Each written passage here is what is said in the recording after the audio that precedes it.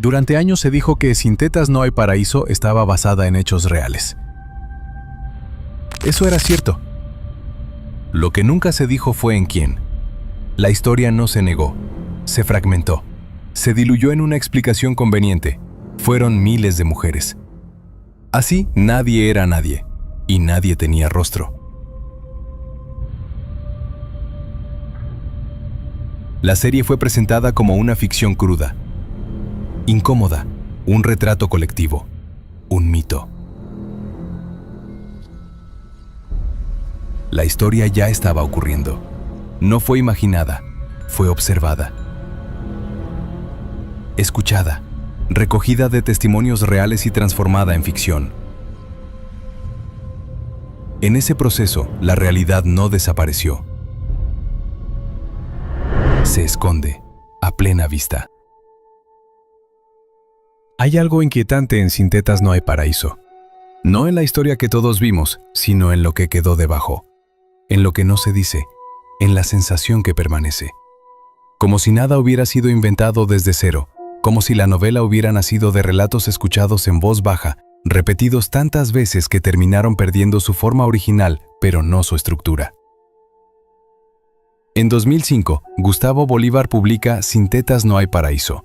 No construye el retrato de una sola mujer, sino un arquetipo, una figura compuesta, un cuerpo narrativo donde se mezclan deseos, miedos, aspiraciones. Catalina Santana deja de vivir solo como personaje y se transforma en cultura, en modelo, en patrón. El barrio es el primer escenario, un espacio donde todos se conocen, donde las oportunidades no circulan, donde el futuro parece una versión repetida del presente. Ahí el cuerpo empieza a importar. No como identidad, sino como posibilidad. El cuerpo joven se vuelve comentario, comparación, promesa. Las miradas pesan, los comentarios circulan, los que saben cómo funciona el mundo, los que opinan, los que sugieren, los que insinúan caminos posibles. Si fueras distinta, si te arreglaras, si te operaras. El cuerpo deja de ser solo cuerpo y se convierte en proyecto. 2 años después, en 2007, aparece otro libro, Las prepago. Escrito por Alfredo Serrano a partir del testimonio de Consuelo García González, alias Carolina Duarte, mejor conocida como Madame Rochi. A diferencia de la novela, Rochi no escribe ficción. Describe un sistema, lo que vio, lo que operaba. Carolina Duarte llegó a tener en su catálogo a más de 5,000 mujeres que pasaron por su entorno. Reinas de belleza, presentadoras, actrices, jóvenes preparadas para agradar a hombres poderosos. No fueron casos aislados. Fue un mecanismo completo el que operó durante los años 90 y los 2000. ¿Y por qué Carolina Duarte pasa a llamarse Madame Rochi? Porque cuando una historia entra al relato, la identidad también se reescribe. Debe disolverse. El patrón que Rochi describe entre las páginas 57 y 69 de Las prepago es inquietantemente similar al de Sin tetas no hay paraíso. Rochi se presenta como la dueña de una agencia de modelaje, promesas de ascenso, contactos, lujos, la ilusión de una vida mejor. Desde el inicio, algo invisible se instala, una deuda emocional. Yo te estoy ayudando. En la novela, Catalina es aleccionada por Jessica. Es ella quien la introduce lentamente en el circuito narco. Y el arco se repite, todo financiado por un hombre mayor, multimillonario, poderoso, que ya va de salida. Almuerzos elegantes, peluquería de alto nivel, tiendas exclusivas, sumas millonarias en ropa, horas mirando vitrinas.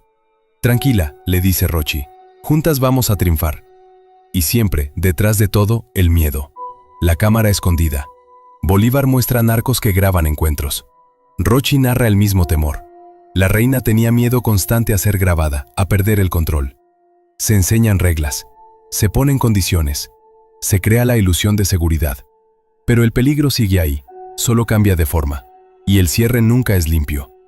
Rochi negocia la cifra, 30, 40, 50 millones.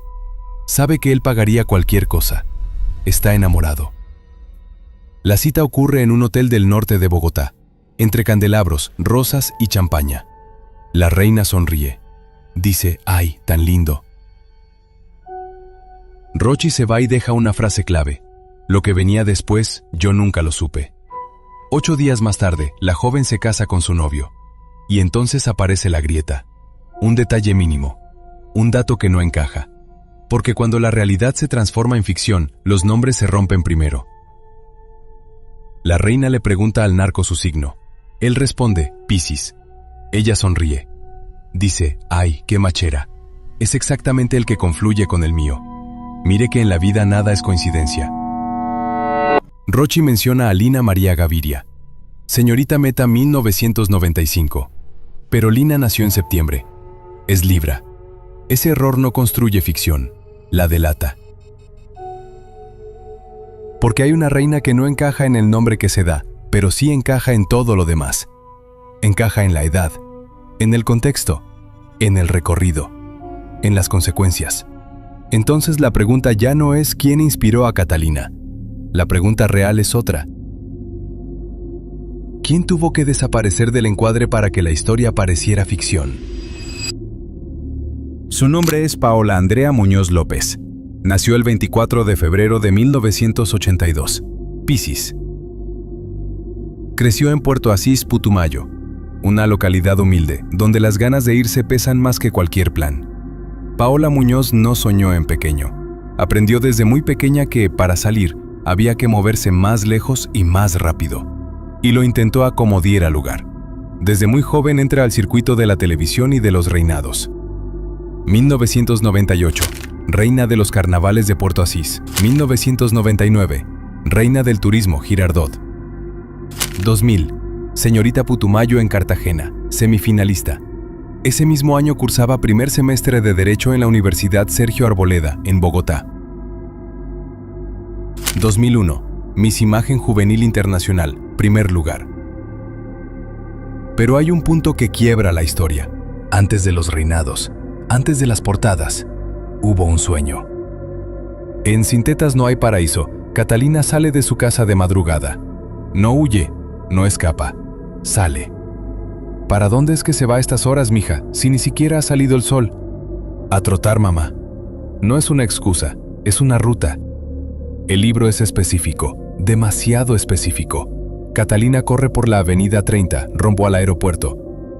Llega al amanecer, cuando el sol apenas empieza a salir. Se detiene frente a una reja, una malla que separa la carretera de la pista.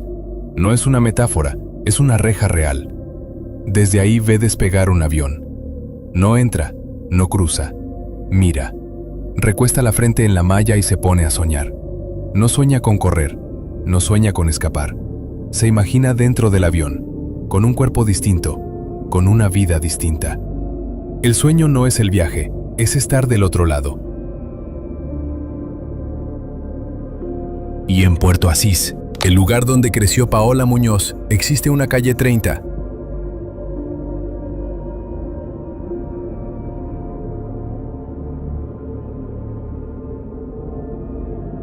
No es única, no es famosa, pero hace algo muy específico.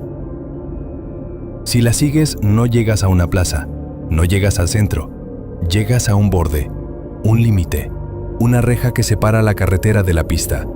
El libro dice que Catalina no entra, no cruza, se detiene, recuesta la frente y mira despegar un avión. El mismo gesto, la misma distancia. Ese momento existe en el texto, existe en la novela. Es concreto, no simbólicamente, geográficamente. Y justo ahí, en ese punto exacto del relato, Catalina sueña por primera vez con salir.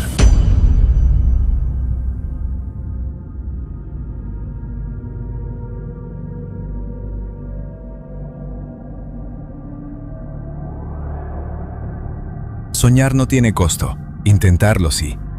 En el universo de Sin Tetas no hay paraíso. El cuerpo no es solo identidad, es moneda. Catalina no cambia porque quiere, cambia porque entiende qué es lo que se mira, qué es lo que se compra y qué es lo que se exige. En la vida real ese punto también existe. Paola Muñoz se somete a una cirugía de aumento de senos siendo muy joven. En una imagen de 1997, aún con 15 años, su cuerpo aún no había sido intervenido. 2 años después, entre 1998 y 1999, el cambio ya es evidente. No como capricho, no como moda, como requisito. El cuerpo empieza a transformarse justo cuando la exposición aumenta, justo cuando las miradas pesan más. Paola Muñoz se somete a una cirugía de busto en el mismo punto simbólico en el que Catalina Santana toma la decisión en la ficción, cuando todavía se está formando, cuando todavía está apostando todo a una promesa. Catalina Santana nunca dice «me obligaron». No hace falta. El mundo se lo repetía todos los días. El sistema no se activa solo, responde. Cuando el cuerpo ya cumple con lo que se exige, aparece la oferta. En Sin Tetas No Hay Paraíso, Catalina no es escogida por azar ni por suerte. Es observada, evaluada, comparada y finalmente descartada. En el primer capítulo, Catalina no es la elegida.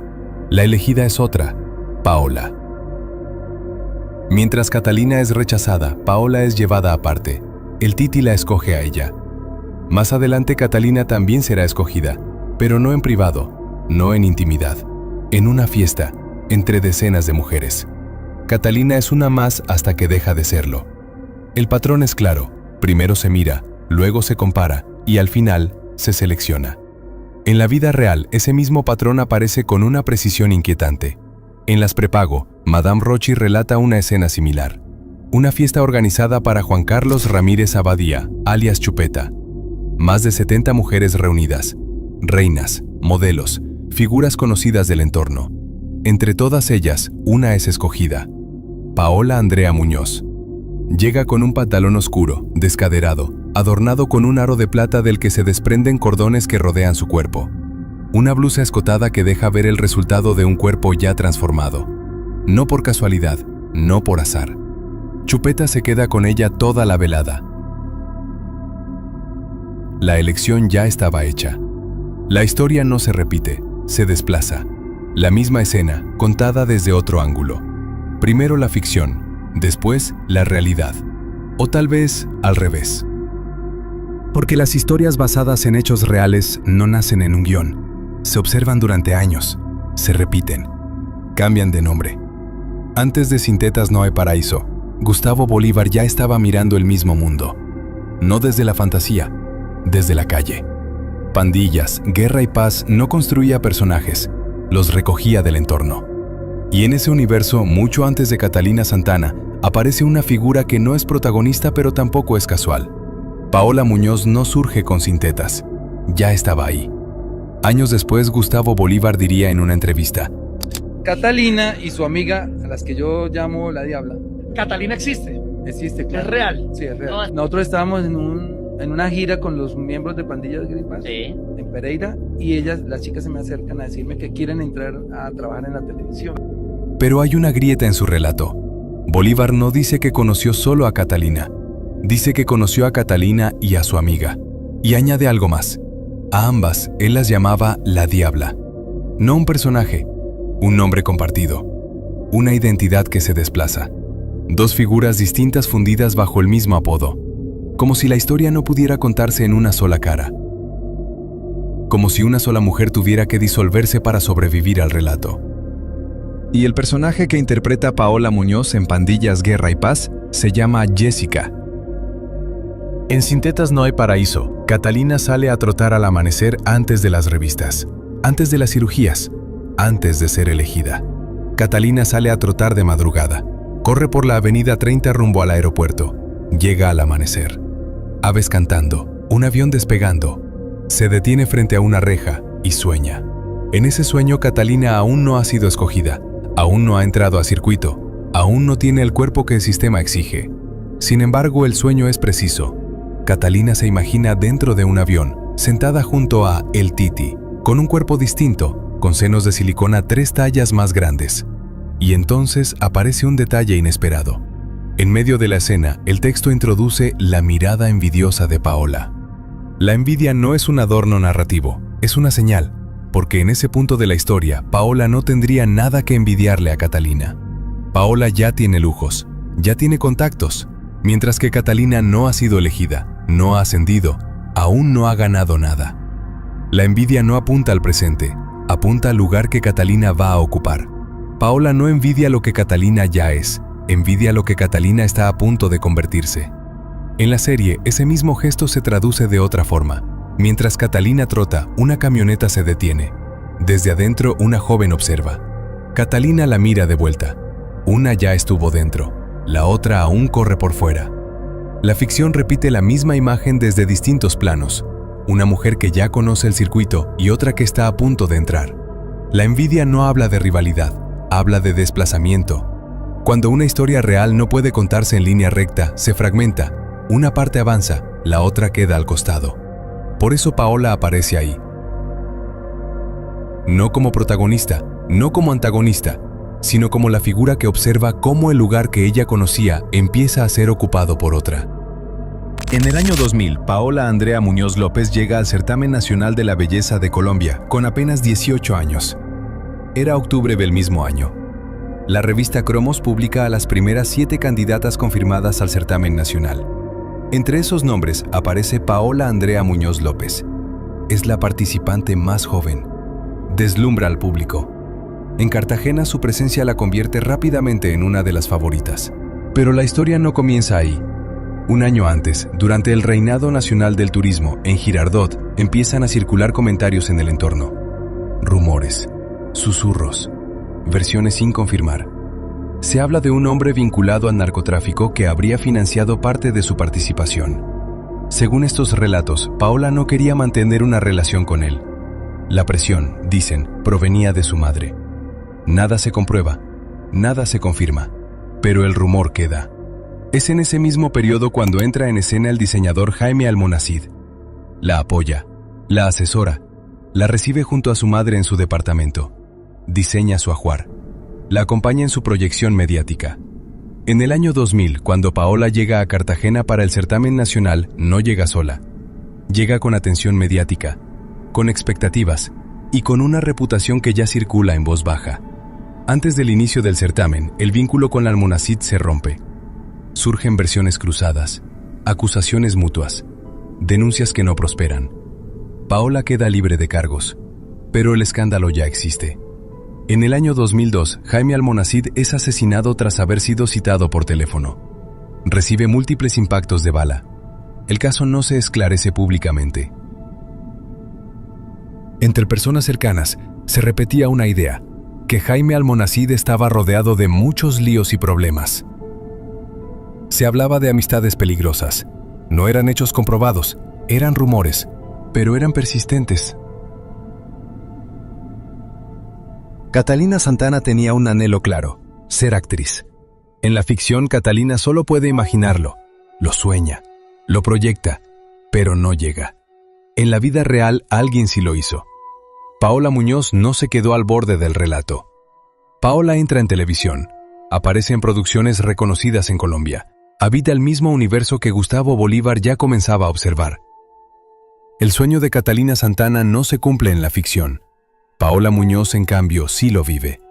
Porque a veces, la fantasía de una termina convirtiéndose en la biografía de la otra. Al juntar los hechos y mirar los años, el patrón se vuelve imposible de ignorar. Una serie de coincidencias. 2 vidas avanzando en paralelo. 2 relatos perfectamente alineados en el mismo tiempo. Años después, Gustavo Bolívar diría en una entrevista: y ella estuvo, lo que pasa es que después ella se casó, tuvo un hijo, en ese momento tiene un hijo, se fue a vivir a Miami, tuvo un tiempo allá, no sé, hoy sí ya no sé dónde. Paola Muñoz, luego de hacer sus últimas apariciones públicas en 2003, desaparece del ojo mediático. Se casó en el año 2004 y en 2005 ya estaba instalada en Miami. El siguiente año, en 2006, tiene a su primera hija. Más tarde se radica en Panamá. En Sin Tetas No Hay Paraíso, Catalina Santana elige morir. No se reinventa, no se borra, no huye. Se manda a matar. Un final violento, definitivo. La serie necesita cerrar su historia, y la única salida posible para ella es la muerte. En la vida real no ocurre lo mismo. Paola Andrea Muñoz López no muere, al menos no de la misma forma. Paola desaparece, se corre del foco, se baja de la atención mediática, rehace su vida. No hay escena final, No hay castigo visible, pero hay algo igual de contundente. La identidad que el relato había construido deja de existir. Una muerte simbólica. La Paola del reinado, la Paola del rumor, la Paola del escándalo. Esa Paola se apaga, no para desaparecer del todo, sino para transformarse en otra versión de sí misma. En la ficción, la muerte es el castigo. En la realidad, la desaparición es la salida después de haber atravesado los sótanos del infierno. Catalina no logra escapar del sistema que la creó. Paola sí. Porque a veces sobrevivir no es quedarse, es borrarse. Y quizás por eso, Paola desaparece para que Catalina pueda existir. Este relato no habla solo de Paola, ni habla solo de Catalina. Habla de un sistema que observa, que mide, que elige, que convierte a las mujeres en imágenes que circulan, en narrativas que se consumen, cuerpos que se prometen, que se exhiben, que se reemplazan. Nada de esto es azar, nada es individual. Es una maquinaria antigua, normalizada, sostenida por una ilusión, la ilusión de ascender, de ser elegida, de escapar. Miles entran en ese relato creyendo que es un sueño, y el sueño siempre cobra algo a cambio.